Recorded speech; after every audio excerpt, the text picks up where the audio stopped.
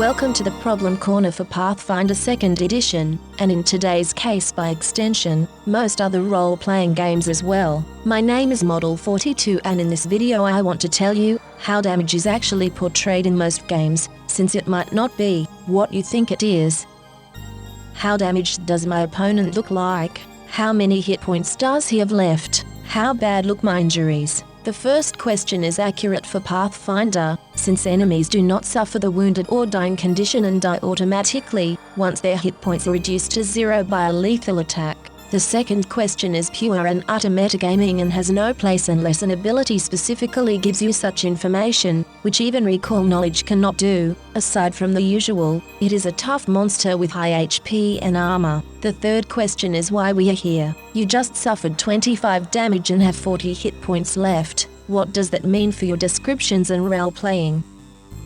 Damage in Pathfinder and D&D is a value of physical and mental stress that, if equal to or higher than your hit points, means you are prone to make fatal mistakes or every new strike will hurt you directly. If you get hit by a sword in real life, you can block a few swings, but at some point, you might feel weaker, cannot block as good, and the sword will hit and most likely hurt you. Aside from a few bruises or small cuts, your character will always be fine, as long as her hit points never reach 0. Once they do in Pathfinder 2nd Edition, you suffer the dying condition, because you were hurt badly, which makes sense, since enemies in the game usually hit to kill, like you yourself do most times. If you are healed in this condition, you get back up, and gain or increase the wounded condition, which now means you are hurt, and should portray a wound of wherever the DM says you might have been hit. It does not directly affect your skills, but each further wound makes it easier to die. The bleeding condition is kind of between those things,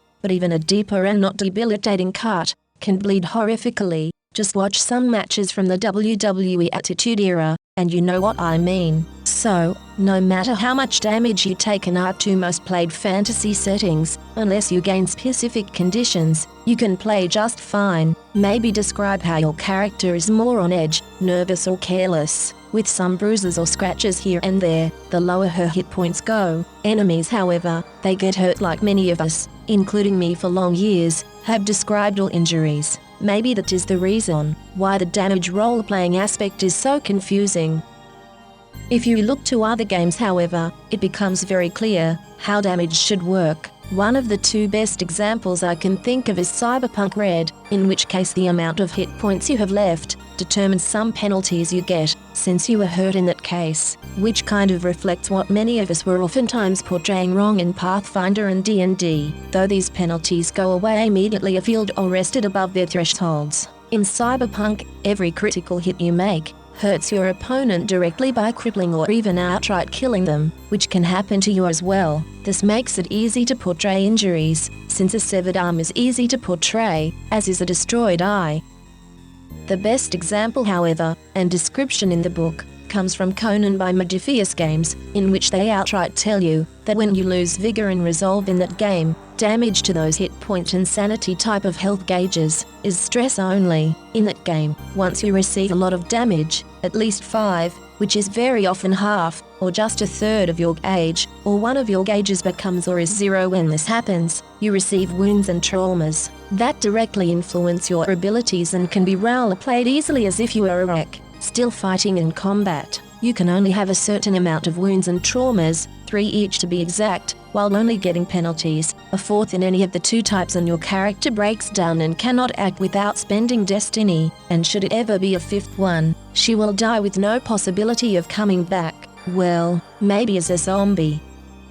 The concept in spirit is the same in all games we talked about. Just suffering damage alone does not make you hurt. It is just physical and mental stress that can lead to injuries and potential death if you suffer enough. To make it very easy, think about it like that. Does the amount of damage you have give you any penalties? If the answer is no, just play and act normally, maybe a little stressed, if things get out of hand. If you have any conditions or afflictions, like the wounded condition in Pathfinder or a trauma in Conan, or the amount of hit points gives you penalties like in Cyberpunk, you can act as if you are not only bruised, but also hurt and broken. That makes the game as realistic as intended and even gives you guidelines how to act, depending on where you hurt. So ask your DM, when your hit points go down, and you receive dying, where you were hurt. So once you are healed and gain wounded, you know how to act and describe it. It will not affect your skills, as it should, but you can still act the part by describing how your hero Barley holds onto her sword, is limping instead of walking, or holds her ribs while walking hunched.